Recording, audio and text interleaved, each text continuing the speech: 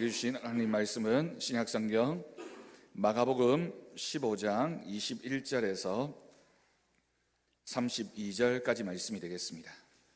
신약성경 83쪽입니다. 마가복음 15장 21절에서 32절까지 말씀, 오늘 이 시간 우리에게 주신 하나님 말씀으로 믿고 제가 봉독하겠습니다. 마침 알렉산더와 루포의 아버지인 구레네 사람 시몬이 시골로부터 와서 지나가는데 그들이 그를 억지로 같이 가게 하여 예수의 십자가를 지우고 예수를 끌고 골고다라 하는 곳, 번역하면 해골의 곳에 이르러 모략을 탄 포도주를 주었으나 예수께서 받지 아니하시니라. 십자가에 못 박고 그 옷을 나눌세 누가 어느 것을 가질까 하여 제비를 뽑더라. 때가 제3시가 되어 십자가에 못 박으니라.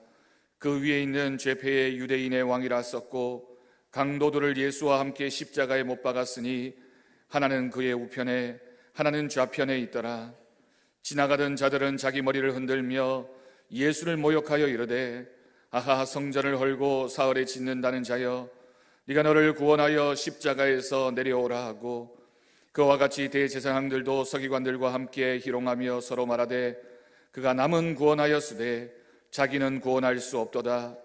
이스라엘의 왕 그리스도가 지금 십자가에서 내려와 우리가 보고 믿게 할지어다 하며 함께 십자가에 못 박힌 자들도 예수를 욕하더라. 아멘. 예수님께서 많은 백성들이 종려나무 가지를 흔들며 환영하는 가운데 나귀를 타시고 예루살렘 성으로 입성하신 그날을 기념하는 종려주일입니다. 호산나 우리를 구원하소서 다윗의 자손이여 라고 메아리 치는 소리를 들으시며 감람산으로 올라가셨습니다. 당시 예수님의 인기가 얼마나 절정이었는지 모릅니다. 예수님께서는 배고픈 자들에게 먹을 것을 주셨습니다. 소경의 눈을 뜨게 하셨고 각종 병자들의 병을 고쳐주셨습니다. 그래서 이 사람들이 예수님이 왕이 되어주기를 원했습니다. 저분이 왕이 되신다면, 저분이 우리의 주인이 되어주신다면 이 나라가 부강하게 되고 이 나라가 회복되어질 것이며 우리의 모든 문제가 해결되어질 것이다. 그 예수님은 예루살렘 성에 입성하여 고난주간을 지내셨습니다. 그리고 성금요일이 되셔서 금요일에 십자가에 달려 돌아가시고 사흘 만에 부활하셨습니다. 그리고 오늘 우리가 읽은 본문 말씀은 예수님께서 십자가에 달려 돌아가시는 그 과정을 자세하게 기록하고 있습니다. 예수님은 재판의 과정에서 너무 고통을 많이 받으셨습니다. 오늘날처럼 행해지는 그런 재판이 아니라 고문하고 채찍을 치고 핍박하고 어려움을 주는 그런 재판이 예수님의 재판이었습니다. 그래서 자기가 달릴 십자가조차 지고 갈 수가 없어서 구레네 사람 시몬이라는 사람이 그 십자가를 지고 가야만 했습니다. 너무 고통스러워서 진통제 기름을 나는 모약을 탄 포도주를 주었지만 예수님은 받아 마시지 않으셨습니다. 자신에게 주어진 고통을 고스란히 다 감당하기를 원하셨기 때문입니다. 그리고 십자가에 못 박히셨습니다.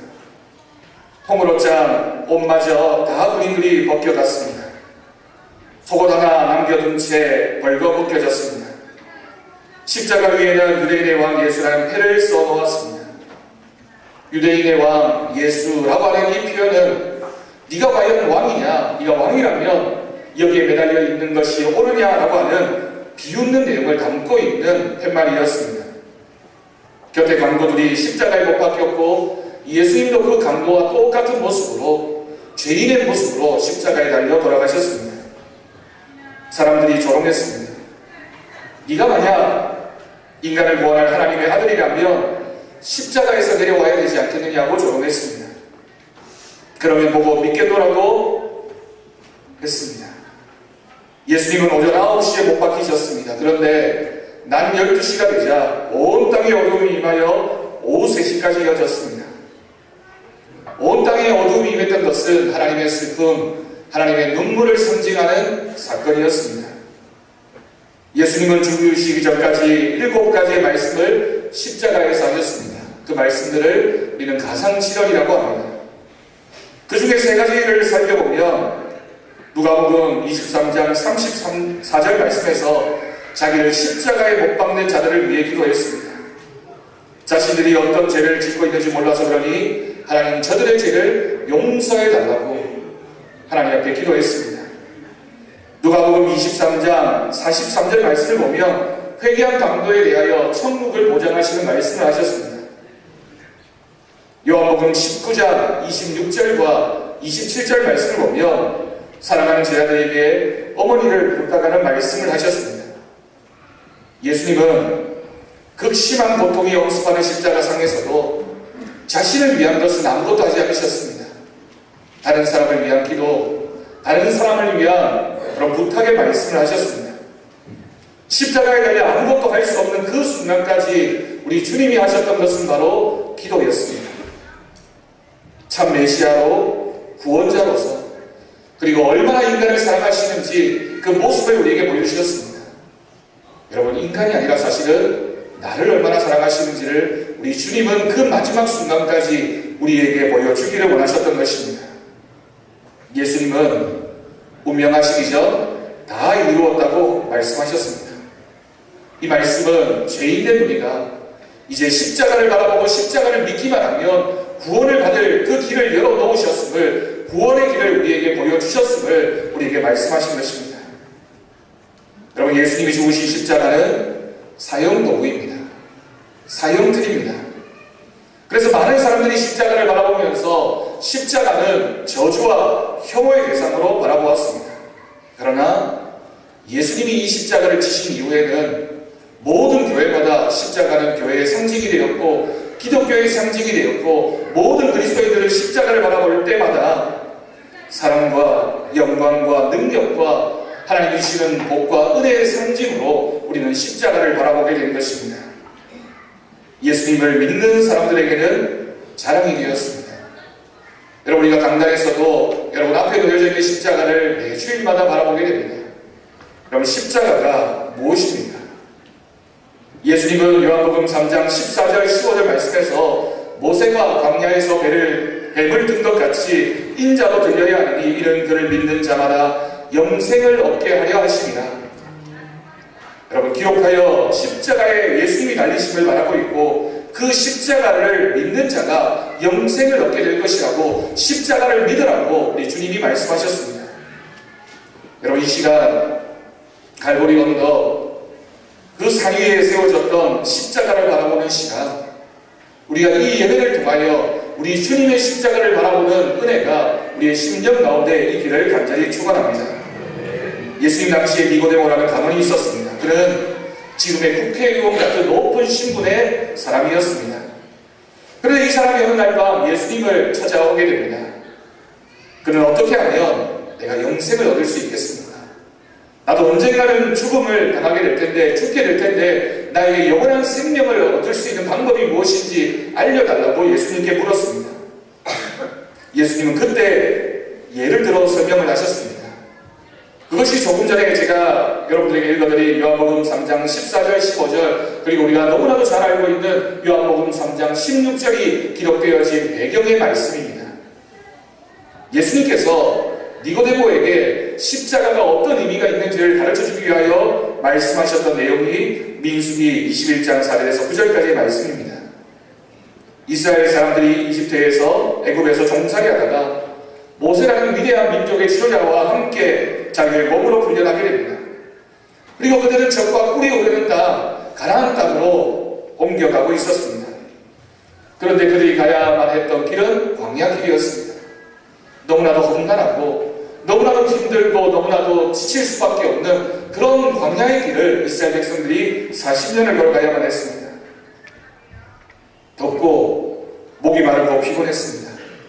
밤이면 추위를 견딜 수가 없었고 낮에는 너무 뜨거워서 견딜 수 없는 그런 광야길을 걸어 가야만 했습니다. 견디다 못한 그들이 모세를 향하여 원망했습니다. 우리를 이렇게 고생시키려고 우리를 애굽 땅에서 훈련하게 했느냐? 모세를 향한 원망이었지만 실제로는 하나님께서 왜 우리를 이 광야로 내모셨는가? 하나님이 왜 우리 민족에게 이런 아픔을 주셨는가? 하나님을 원망하는 말을 얼마나 이스라엘 백성들이 쏟아내었는지 모릅니다. 원망과 불평을 하고 있을 때 하나님은 징계하셨습니다. 불뱀을 보내셔서 원망하고 불평하는 이스라엘 사람들을 물기 시작했습니다. 사람들이 죽어가기 시작했습니다. 다급해진 이스라엘 백성들은 모세에게 말했습니다. 우리를 살려달라. 모세는 백성들의 그 요청을 듣고 하나님 앞에 기도할 수밖에 없었습니다. 하나님, 이 백성의 죄를 용서해 주십시오. 하나님, 이 백성이 살아날 방법을 알려주십시오. 하나님 말씀하셨습니다. 불뱀에 물린 이 이스라엘 백성들이 죽음에서 살아남을 수 있는 길은 장대 위에다가 높이 부리뱀을, 녹뱀을 만들어 달라는 것입니다. 그리고 뱀에 물려 죽게 된 사람들은 누구든지 그 녹뱀을, 그 부리뱀을 바라보기만 하며 살게 될 것이라고 하나님께서 이스라엘 백성들에게 말씀하셨습니다.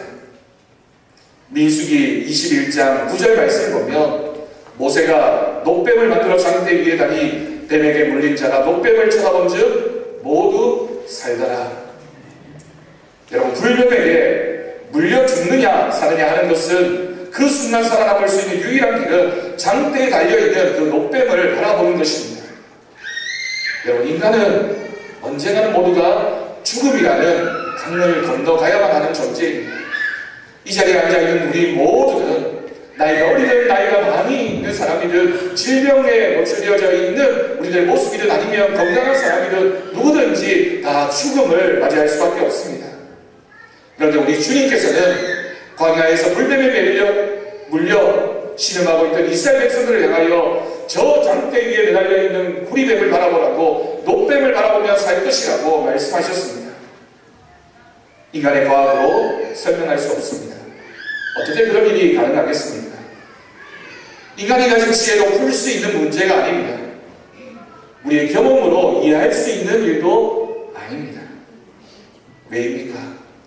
왜 이런 믿음의 결과가 나타날 수 있게 된 것입니까? 그것이 하나님의 처방이었기 때문입니다. 하나님의 방법이었기 때문입니다. 인간의 지혜를 넘어서고 인간의 경험을 넘어서는 하나님의 지혜를 이스라엘 백성들에게 보여주셨습니다. 살아남고 싶으면 쳐다보라는 것입니다. 쳐다본다는 것은 하나님 말씀을 믿는 것입니다. 유일한 살 수 있는 방법은 하나님 말씀에 순종해서 저 장대 위에 매달려 있는 구리뱀을 쳐다보기만 하며 그 믿음으로 구원을 받게 될 것이라고 우리 하나님께서 말씀하셨습니다. 인간이 죽음이라는 불뱀에 물려 불안과 두려움에 사로잡혀 있을 때 우리 주님도 동일한 말씀하셨습니다. 십자가를 바라보면 살게 될 것이다. 십자가를 바라본다는 것은 저 십자가에 달리신 예수 그리스도께서 나를 위하여 십자가를 지시고 죽으셨기 때문에 내가 그 예수님의 죽음을 믿기만 하면 나에게도 영원한 생명이 주어짐을 믿으라고 우리 주님이 말씀하셨습니다. 그렇기 때문에 사도 바울은 갈라디아서 6장 14절 말씀에서 내게는 우리 주 예수 그리스도의 십자가 외에는 결코 자랑할 것이 없다고 했습니다. 여러분, 십자가를 자랑하시는 여러분들 되시기를 바랍니다. 죽음으로 갈 수밖에 없는 그 인생의 끝에 종말에 십자가를 바라보는 자에게 영원한 생명이 있다고 말씀하신 그 하나님의 음성을 듣고 그 예수 그리스도의 십자가를 바라보는 십자가가 우리의 자랑이 되는 귀한 믿음의 모습이 우리 가운데 있기를 간절히 바랍니다. 여러분, 그 십자가를 바라볼 때 무엇이 보입니까? 여러분은 이 본당에 앞에 걸려있는 십자가를 바라보면서 여러분들은 무엇을 보실 수 있습니까? 십자가를 통해 하나님의 사랑이 보입니다. 우리는 십자가에서 우리를 위하여 독생자를 내어주신 하나님의 사랑을 봅니다. 여러분, 어떤 사랑이 자신의 사랑하는 아들을 내어주기까지 사랑할 수 있는 그런 사랑이 있겠습니까? 세상에서는 경험할 수 없는 사랑입니다. 그 어떤 사랑도 예수 그리스도의 십자가의 사랑을 설명할 수 있는 사랑이 없습니다.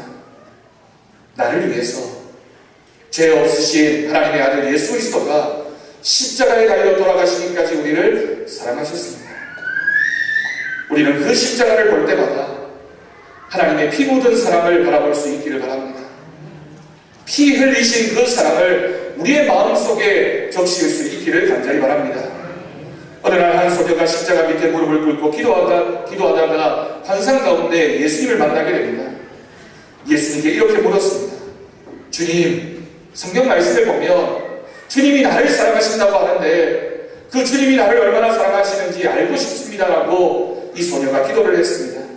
그러자 주님께서 이만큼이라고 말씀하시면서 자신의 팔을 활짝 피고 고개를 늘어뜨린 다음에 십자가에 달려 돌아가시는 그 모습을 이 소녀에게 보여주셨습니다.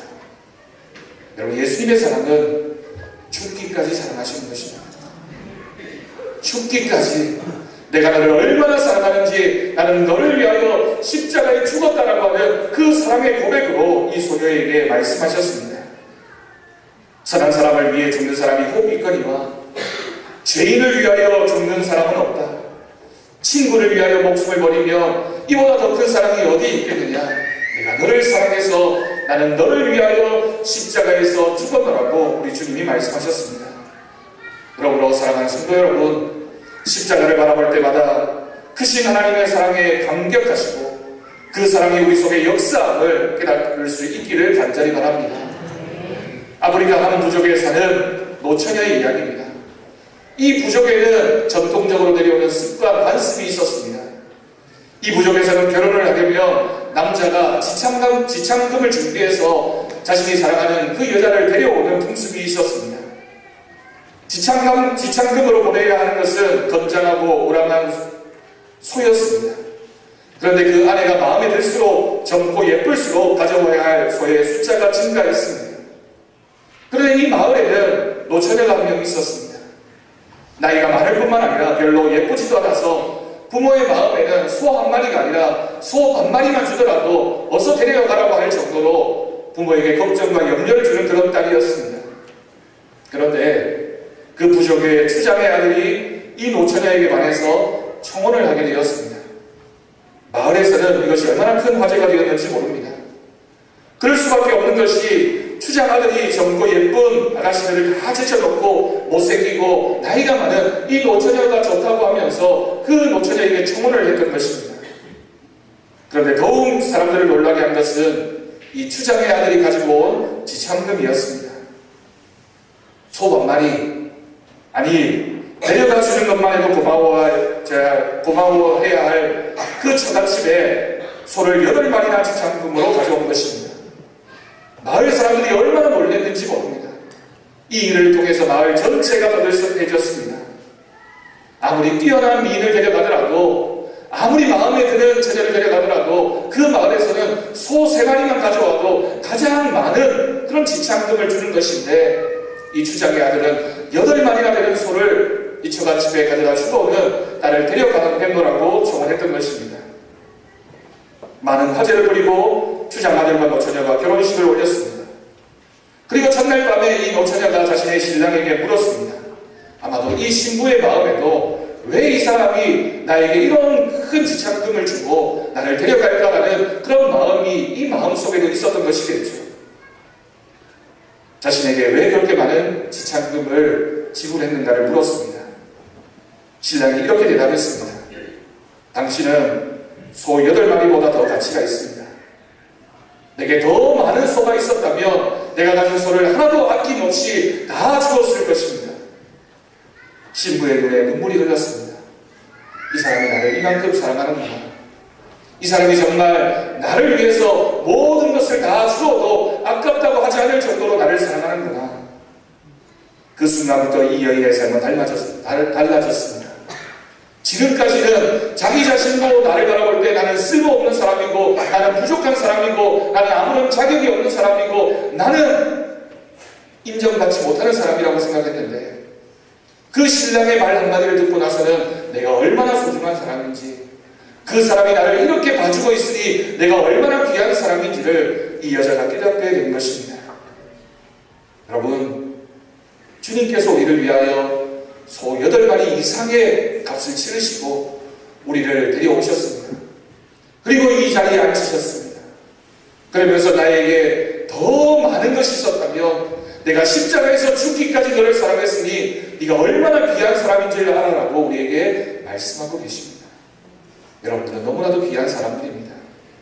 얼마나 귀한 사람인지 우리 주님께서 십자가에서 자기 생명을 내어놓기까지 우리를 사랑하시는 줄로 믿습니다. 여러분, 우리가 십자가를 바라보면 나의 죄값이 보이게 됩니다. 십자가를 바라보면 우리는 십자가에서 내 죄값이 얼마나 큰지를 우리는 알게 됩니다.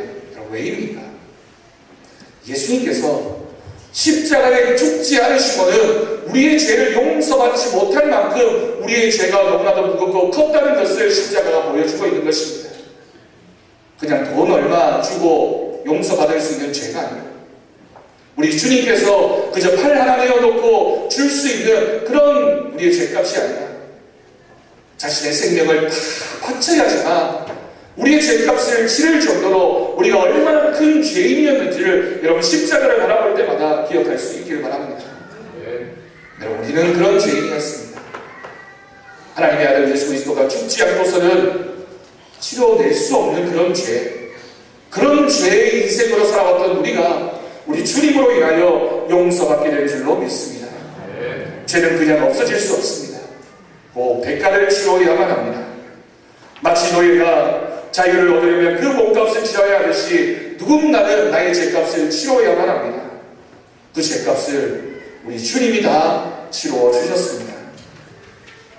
주님의 십자가를 바라볼 때마다 여러분, 내 가슴을 치면서 내 죄가 저기에 다 못 박혔구나, 내 죄가 저기에 다 안겨졌구나, 그런 믿음으로 십자가를 바라볼 수 있기를 간절히 바랍니다. 세 번째 마지막, 십자가를 통해 내가 져야 할 십자가를 여러분 꼭 볼 수 있기를 바랍니다. 저 십자가를 바라볼 때마다 내가 지고 가야 할 그 십자가를 바라볼 수 있는 믿음이 우리 가운데 있어야 합니다. 여러분, 십자가를 바라보면 내가 지고 가야 할 십자가가 보여야 합니다.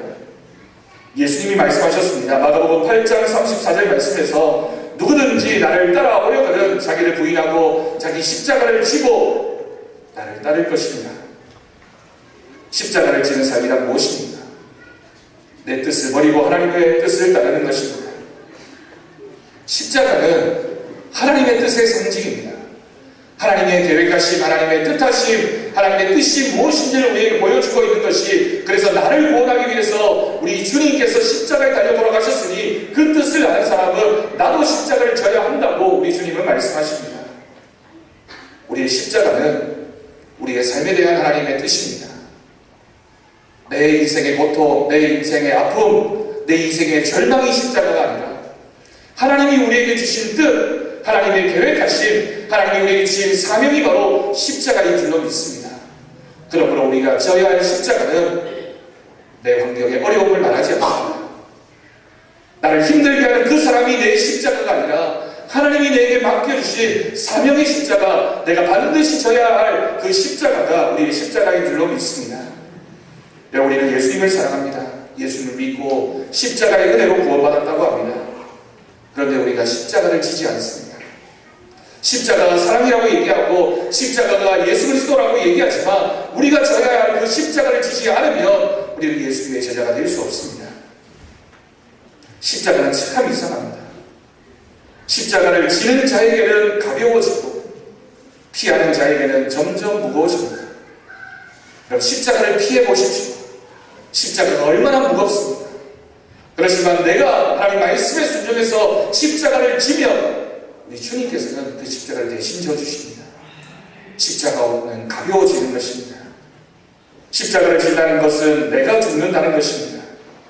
그러므로 내가 죽으면 생명에 이르게 되는 기독교의 비밀이 이 십자가에 담겨져 있음을 믿습니다.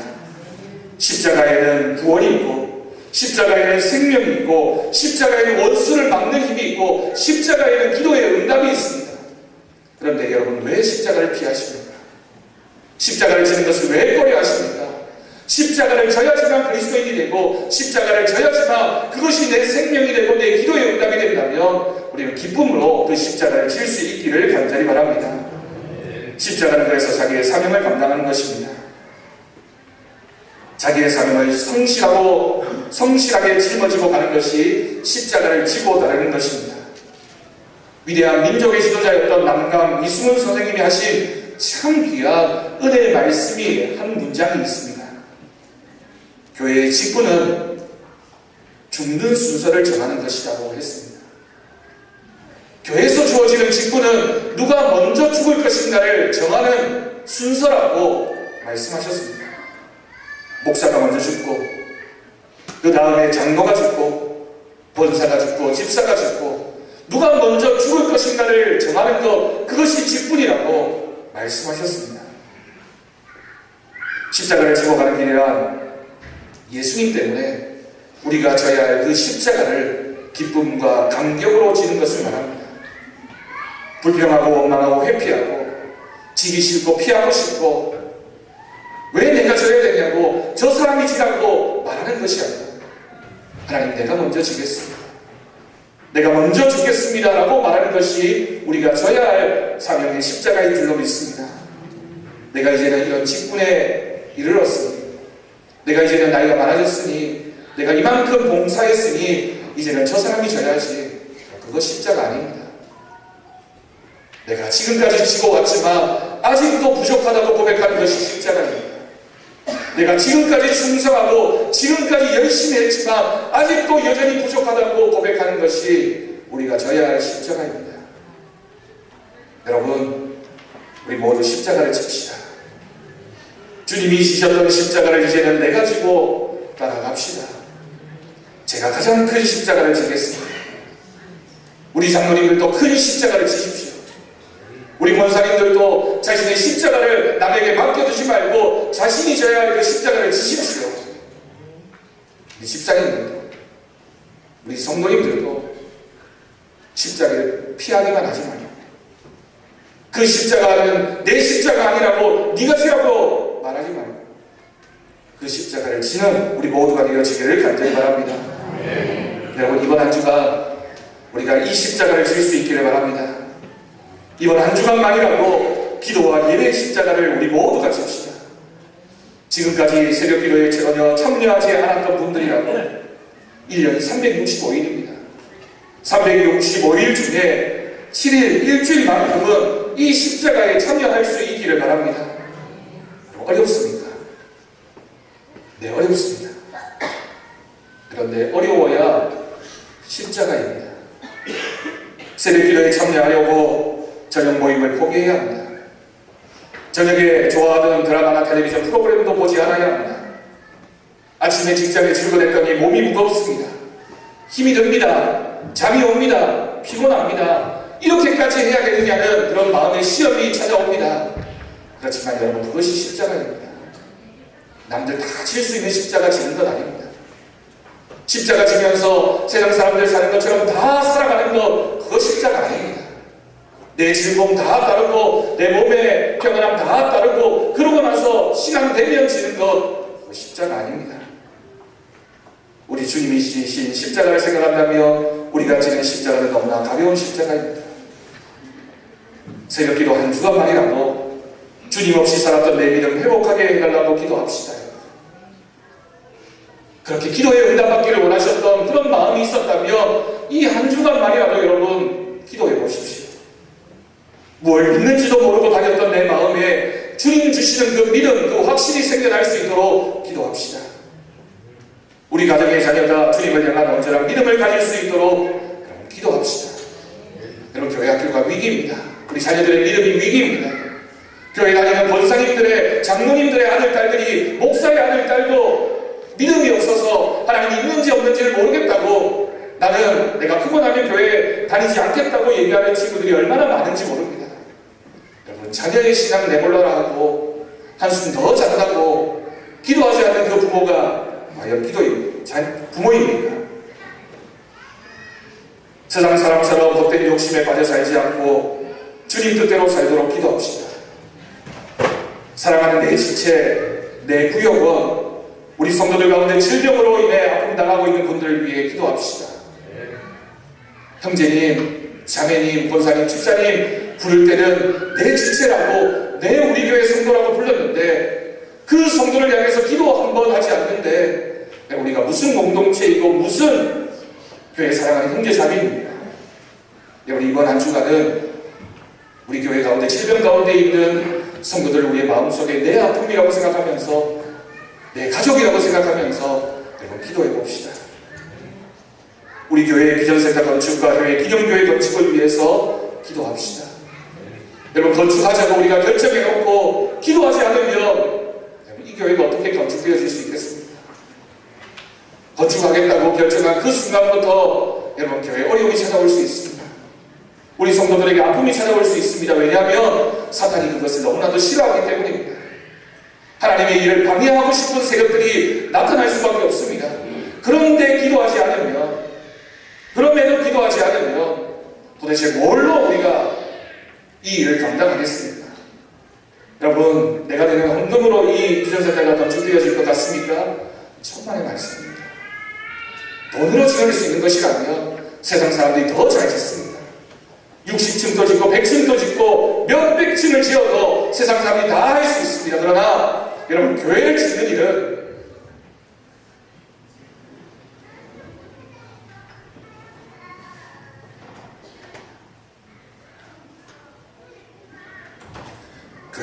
일은 여러분의 기도로 되어지는 일입니다. 이번 한 주간 이 나라 이 민족이 주님 기뻐하시는 나라와 민족이 되도록 기도합시다. 여러분, 우리가 얼마나 정치가들을 많이 비판합니까? 이 세대가 악한 세대라고 얼마나 책망합니까? 이 세상이 부정하다고 악하다고 죄투성이라고 얼마나 많이 욕을 합니까? 그렇지만 나라와 민족을 위해서 기도하지 않았던 우리들의 모습을 회개해야 할 것입니다. 대통령을 위해서 기도해야 합니다. 내가 원했던 대통령이든 내가 좋아하는 대통령이든 안 좋아하는 대통령이든 여러분, 하나님은 우리에게 이 나라를 주셨습니다.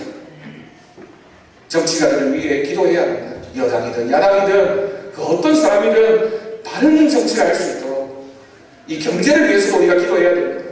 북한 땅을 위해서도 기도해야 됩니다. 하나님 우리에게 동족으로 주셨습니다. 아픔을 당하고 있습니다. 죽어가고 있습니다. 믿음 생활 하지 못하고 있습니다. 기도해야 하지 않겠습니다. 열강을 품고 기도합시다. 우리가 한 주간 기도할 때 하나님께서 우리의 모든 기도에 응답하여 주실 줄로 믿습니다.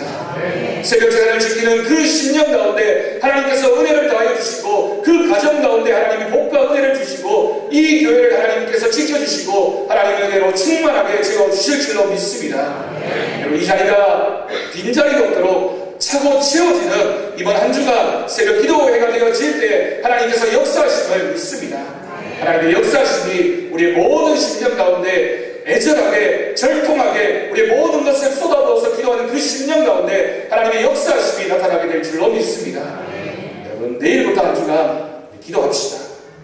기도하면 하나님께서 응답해 주실 줄로 믿습니다. 기도하는 자에게 하나님의 은혜가 충만하게 임하게 될 줄로 믿습니다.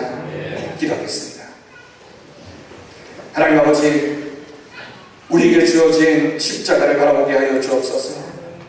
십자가를 바라보게 하여 주옵소서.